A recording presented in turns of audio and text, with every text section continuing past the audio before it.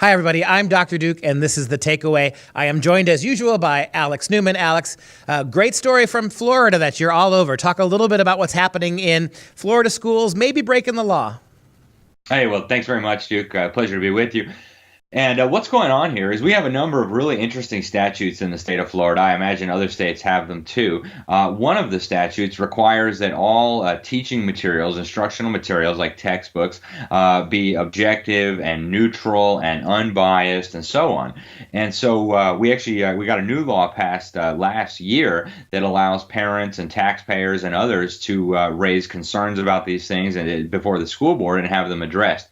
And so, long story short, there's a couple of school boards here. It's probably happening in a lot more, but I don't know that they have activists to cover all the different school boards right now in the respective counties, in the respective districts.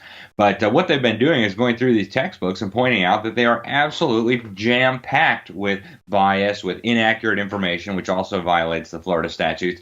And the two key examples that they use are the evolution theory and the man-made global warming theory. And even if you believe one of those theories, they made it clear that we're not even discussing the credibility of the theory or not. Even if you believe one of those theories, it is a fact that neither of those theories is a fact. And there are plenty of PhD, highly respected professors and scientists in these fields who question or actually reject the theories altogether. And yet you'd never know it from reading these textbooks. These textbooks present these theories as if they were incontrovertible fact, as if they were proven beyond discussion. And of course, that's simply not true. And no scientist in the world would say that. So they raised these issues. And even actually the official in charge at one of the school boards here documented all this, wrote out a report saying, yep, there's slant, there's bias, some of the stuff is presented in a bad way. And so all this violates the law, and yet these school boards are still purchasing these biased, illegal textbooks in flagrant violation of the law. So now there's going to be potentially some legal issues involved here, and it's good that people are fighting back here in Florida.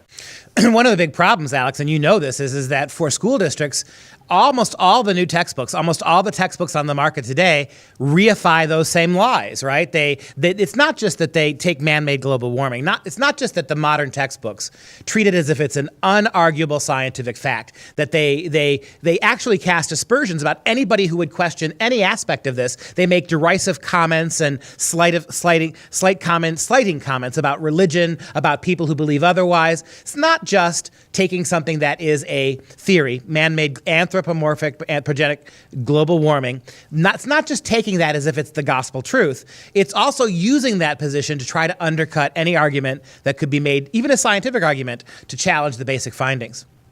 That's right. And, they don't even present the kids with the understanding that there are other ways of looking at this, other ways of interpreting this evidence. And in Florida, at least, that's illegal. And then there's another issue that's raised here as well, and that is Florida statutes, and I imagine statutes in other states, require that public schools teach children America's founding values in an unbiased way.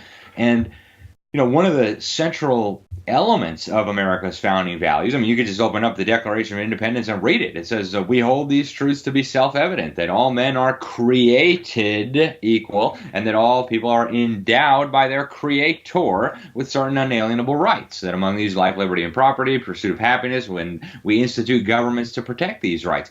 So if you're teaching the kids that they came from slime, that they came from a rock, that turned into a fish, that turned into a monkey, that came into a person, then you're teaching them de facto a religion. First of all, it's not scientific. Nobody observed this. It's not repeatable. It's not testable.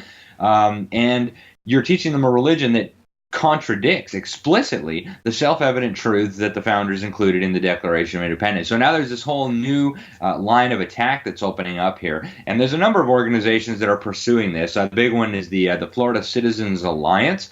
Really good people involved with this. They're forming committees now to go through these textbooks, and they're determined to get lies and untruths out of the textbooks, and this is one of their battle plans, and they're doing some very good work. They're getting a lot of publicity. They have a lot of friends in the legislature, so it's good things are happening here. Obviously, not enough good things. The kids are still being brainwashed by the millions, but at least people are taking notice and doing something now.